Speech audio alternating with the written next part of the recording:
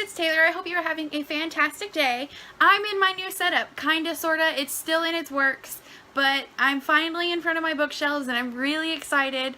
So for today, I'm going to bring you my Top 5 Wednesday, and this is your, I believe it's top 5 favorite non-Western set books. So they're set outside of the US and the Western Hemisphere.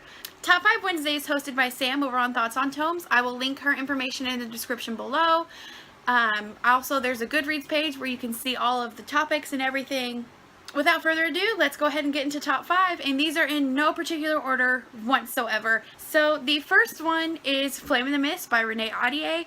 I know that this is a fantasy story that is loosely based on Mulan, and I do believe that this has a backdrop of feudal Japan. Yeah, I actually haven't read this, but I'm planning to read it for the biannual Bibliothon that's coming up next week, and I'm really excited because I've heard nothing but good things about this book. Next is Seeker by Arwen Ellis Dayton, and this is set in Scotland, and it is about a young woman by the name of Quinn who takes an oath as a seeker. The night that Quinn takes her oath, she learns some things about her family.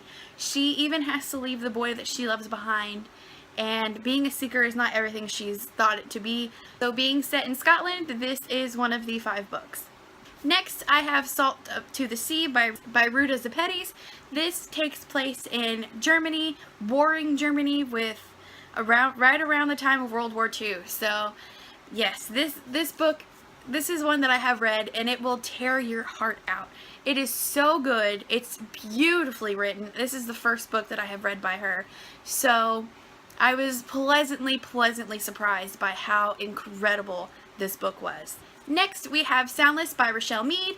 This takes place in a deaf colony in China. From what I understand, there is a village where the main character, I believe her name is pronounced Faye, and she lives in a village where she is completely cut off from pretty much the rest of civilization. The only way that their village gets supplies is via a zip line. But one night, there is a horrible noise that awakens Faye, and she suddenly can hear, and sound becomes her weapon. So this follows her and her travels. I believe it's to try to save her village, but I'm not 100% sure. Like I said, I haven't read this. But yes, this has Chinese influence. This is A Discovery of Witches by Deborah Harkness, and it takes place in London, and it follows an alchemist by the name of Diana Bishop, and she ends up meeting a vampire who his name is Matthew Claremont.